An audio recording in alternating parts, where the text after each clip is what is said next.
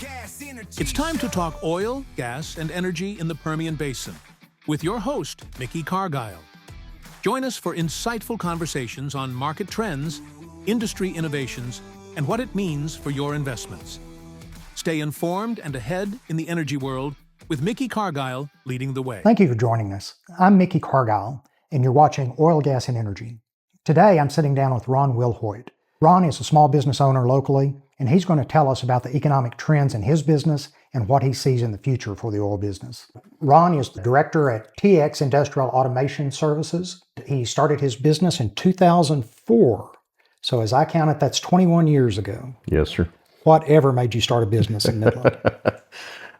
Well, that was something that had been planned for a while, and opportunity came up and decided to jump into it. And what was your background before you started the business? Valve manufacturing. Did that for 6 years and worked for a couple of reps in the area, and participated a lot in development of valves for the secondary and tertiary recovery projects that were coming into play at that time. Well, Ron, your story is a wonderful story.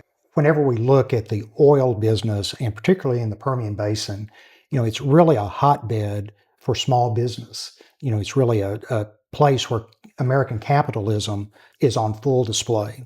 And it's wonderful that companies, small companies the size of mine, the size of yours, can prosper in this area side by side with companies like Chevron and the larger companies that employ thousands of people. But they all need us, and we all need them. Absolutely.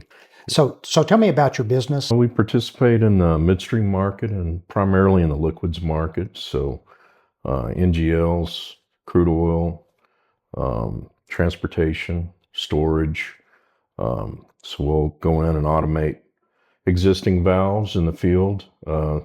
Maybe we need upgrades in particular areas, and so we'll go out and evaluate those situations and make recommendations and automate valves and put in control valves for level or flow control as such. So midstream is the process of getting the oil from the well en route to the refinery. Is that correct? Correct. And without valves, you can't work on the pipelines. That's correct. Can't protect the people, can't control pressures and such. Right. And that's very important in the business to regulate the flow of oil and to protect the people as well. What separates your business from your competitors?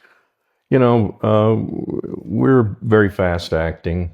In other words, we can do a quick turnaround on a small job and put forth a lot of effort and time rather than just selling a commodity and handing it to the customer and letting them try to deal with it after the fact. We stay with them start from engineering all the way to completion. We specialize. So instead of having maybe 20,000 products, we focus on 8 or 10.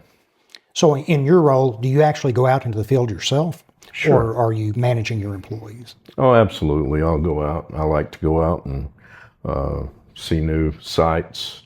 And over the years, we've seen, upgrades at the same facility. Sometimes maybe they've had upgrades 20 years ago, and it's time to upgrade again.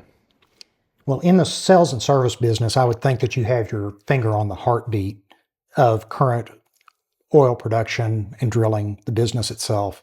What are you seeing as a trend currently in the business? With the oil prices going down, it's been a little tough. We expected it to slow down a little bit, but that also opens up some opportunities.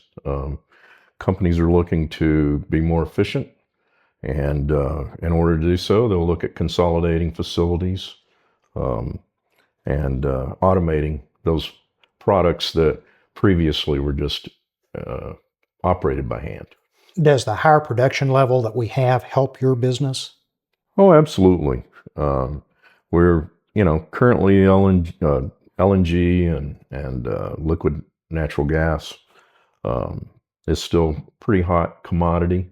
So there's a lot of tie-ins, meter runs and such that are being put in. And as well as old crude activity where valves wear out at some point. So Well, there was a time when we really looked at the number of drilling rigs working as a barometer of economic activity in the area. But do you think that's changing to where it's now production based rather than drilling based? That's what we're not as involved in the drilling aspect of it, even though that does affect our business, obviously. Mhm. But yes, we're probably tied in more on a secondary and tertiary recovery, and again on consolidating the older production. As it matures, there will be more activity as well as CO2 when the price comes back. And stay with us. We'll be back in a few minutes to talk more with Ron about the local economy and some of the forecasts that we have about oil and the price, how it affects local companies.